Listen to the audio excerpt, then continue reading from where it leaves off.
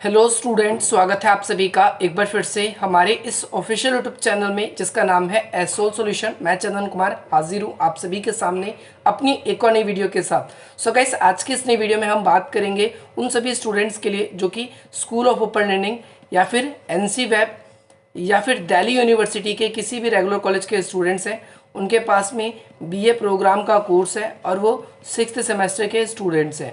6th semester में उन सभी के पास में हिस्ट्री का सब्जेक्ट है। सब्जेक्ट के अंदर सब्जेक्ट का नेम क्या है, ध्यान रखना है, radio and cinema in India. पूरे सब्जेक्ट के नेम की बात करूं तो भारत में रेडियो और सिनेमा एक सामाजिक इतिहास, और इसी सब्जेक्ट का अगर हम इंग्लिश में नेम कहें तो history, radio and cinema in India a social history. ये आपका पूरा सब्जेक्ट का नेम है।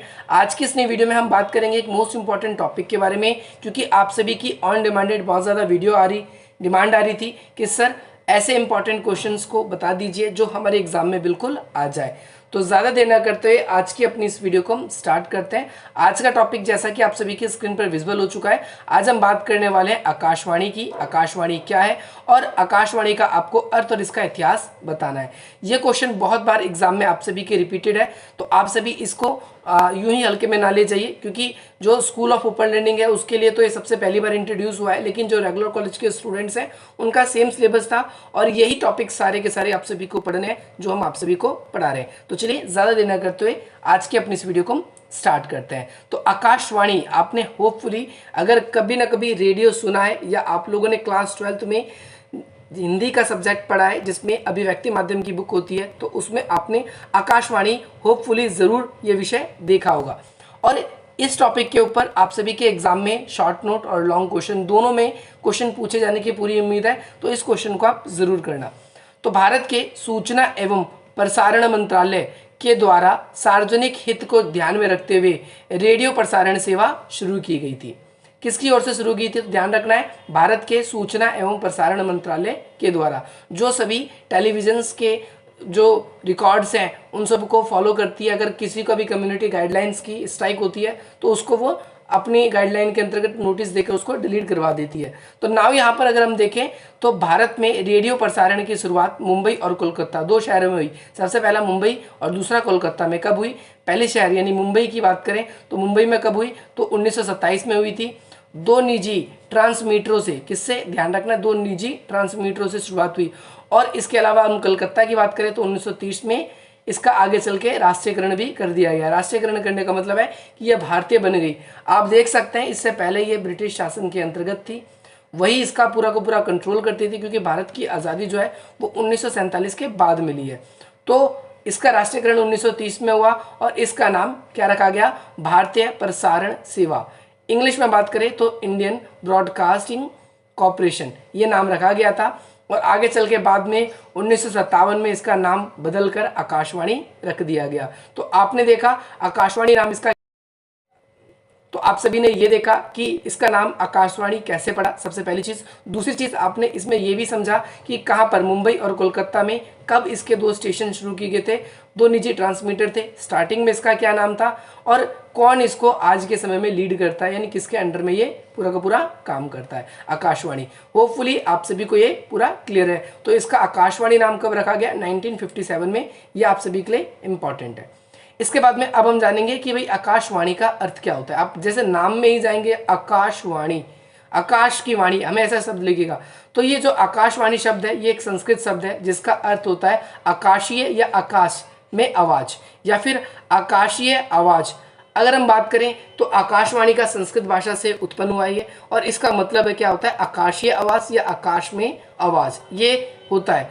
हिंदू परंपरा, जैन परंपरा, बौद्ध परंपरा, इन सब में आकाशवाणी अक्सर ही मानव जाति से संचार माध्यम के रूप में, कहानियों के रूप में चित्रित है। अगर हम बात करें महाभारत की, तो महाभारत में एक आकाशवाणी हुई थी जिसके अंतर्गत कंस मामा को ये बात कही गई थी कि देवकी का जो पुत्र होगा वही आपका वध करेगा। तो वो आकाशवाणी आप समझ सकते हो, आकाश से निकली हुई बात। और ये आकाश से निकली हुई जो ये बात है आकाशवाणी, ये अक्सर हम ये कह सकते हैं कि ये सत्य ही मानी जाती थी पहले भी, और गवर्नमेंट के द्वारा जो भी ऑथराइजेशन के बाद में आकाशवाणी के थ्रू जो भी न्यूज़ आउटलेट्स आप सभी के सामने आते हैंगे तो वो सभी सत्य ही कहलाते हैं। ये भी आप सभी को ध्यान रखना है। इसके बाद में आकाशवाणी शब्द का उपयोग पहली बार कब किया गया? तो 1936 में किया गया था। किसने किया गया था? तो आपको ध्यान रखना है एम.वी. गोपाल स्वामी ने। किसी ने किया था, कब किया था? 1936 में एम.वी. गोपाल स्वामी ने अपने निवास स्थान, इनका निवास स्थान है बिहार है। ये कहाँ पर स्थित है? तो आकाशवाणी का वर्तमान जो मैसूरी है वहाँ पर एक रेडियो स्टेशन है, वहाँ से लगभग 200 गज की दूरी पर ये विट्ठल विहार नाम का स्थान पड़ता है। भारत में पहला निजी स्टेशन का मतलब होता है प्राइवेट स्टेशन, की स्थापना बाद में हुई। आकाशवाणी को बाद में, आपको पता है अभी मैंने बताया था 1957 में इसका नाम बदलकर आकाशवाणी रखा गया। में ऑल इंडिया रेडियो, पहला नाम याद रखना है, ऑल इंडिया रेडियो के ऑन एयर, इसको ऑल इंडिया जो रेडियो है इसको क्या नाम दे दिया गया था? ऑन एयर के नाम से इसको बदल दिया गया था। आप सभी को ये याद रखना है। अच्छा, इसके बाद में ये नाम दे दिया गया। और संस्कृत में इसका शाब्दिक अर्थ देखें तो प्रसारण के लिए उपयुक्त नाम सबसे अधिक बताया जाता है कि जो चीज़ प्रसारित की जाती है, जो चीज़ें लोगों के लिए, भलाई के लिए या लोगों के लिए प्रसारित की जाती है, उसी आकाशवाणी कहा जाता है।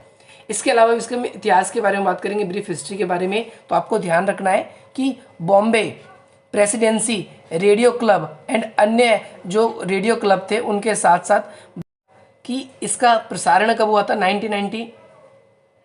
तो आप याद रखेंगे इस चीज़ को कि इसका प्रसारण कब शुरू हुआ था? तो 1923 में इसका प्रसारण शुरू हुआ था। किस किस की मुख्य भूमिका थी?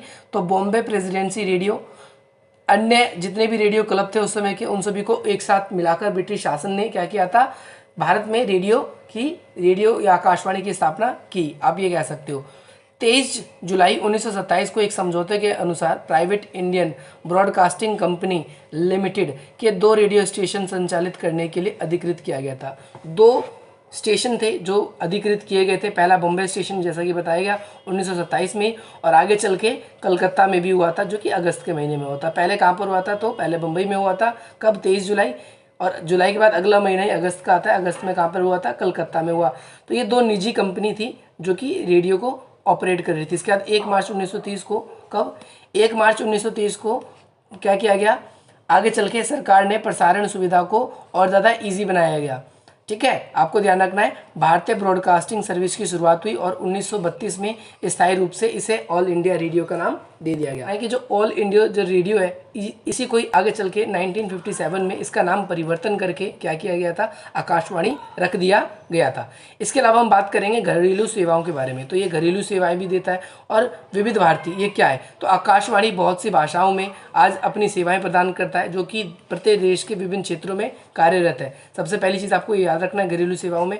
और विविध भारती आकाशवाणी में सबसे लोकप्रिय ज्ञात सेवा है, जो कि विज्ञापनों का प्रसारण भी करती है। यानी किसी को भी एडवर्टाइजमेंट करवाना होता है तो वो इसके थ्रू करवा सकता है। ये आपको याद रखना है।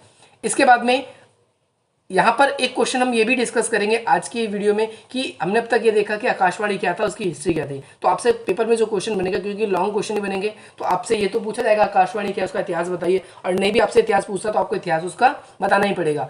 और इसमें ज़्यादातर आपसे आकाशवाणी के जो संगठन है वो कैसे कार्य करते हैं, क्या कार्य करते हैं, इसके बारे में आपसे एग्जाम में पूछा जाता है। तो नाउ यहाँ पर अब हम इसके बारे में बात करेंगे कि ये दूसरा क्वेश्चन है वैसे इस वीडियो का, लेकिन ये पेपर में एक साथ ही आपसे पूछा जाएगा आकाशवाणी क्या है और आकाशवाणी के संगठन के बारे में बताइए। तो यहाँ पर हम स्टार्ट कर रहे हैं। सबसे पहली चीज़ आप सभी को उस चीज़ का ध्यान रखना है कि ये अलग अलग चीज़ें आप लोगों को अलग अलग से नोट कर लेनी है। इट में भी पॉसिबल आकाशवाणी लिख के सिर्फ आपसे शॉर्ट नोट में भी पूछ ले, और कई बार लॉन्ग क्वेश्चन में इन दोनों को मर्ज करके भी आपसे पूछा जा सकता है। तो आकाशवाणी संगठन क्या है? तो भारत में रेडियो का प्रसारण का कार्य केंद्र सरकार द्वारा प्रसार भारती के माध्यम से संचालित एवं परिसंचालित किया जाता है। यानी भारत के अंदर अगर हम बात करें तो केंद्र सरकार जो है वो क्या करती है? रेडियो के प्रसारण पर कंट्रोल रखती है, और इसके लिए भी केंद्र सरकार ने एक अलग से डिपार्टमेंट बना रखा है प्रसार भारती का। तो ये प्रसार भारती का ही कार्य है कि ये आकाशवाणी को ऑपरेट करती है। प्रसार भारती के अंतर्गत आकाशवाणी का महानिदेशक कार्यालय होता है, वो कार्य करता है। ठीक है, प्रसार भारती के अंतर्गत ही आकाशवाणी का कौन होता है? महानिदेशालय, ये कार्य करता है। और महानिदेशक कार्यालय जो है ये विभाग का क्या होता है? महानिदेशक होता है। महानिदेशक का मतलब एक इस जो आकाशवाणी का पूरा विभाग है उसका पूरा का पूरा हेड होता है। महानिदेशक पर आकाशवाणी के समूचे नेटवर्क का प्रशासनिक, यानी जितने भी नेटवर्क होंगे इसके, उसके सभी प्रकार के प्रशासनिक एवं पर्यवेक्षक देखभाल के लिए उत्तरदायी होता है। इसके अलावा देखेंगे इसके प्रबंधन, इसके संचालन, सुविधा, इन सब को बनाने में महानिदेशालय की बहुत ज़्यादा बड़ी भूमिका होती है। और इस तरीके से इस पूरे के पूरे महानिदेशालय को हमने अच्छे तरीके से समझने के लिए इसको 3 वर्गों में विभाजित किया है। सबसे पहले कार्यक्रम शाखा, जितने भी कार्यक्रम होते हैं इसके अंदर काम होते हैं वो सब देखती है।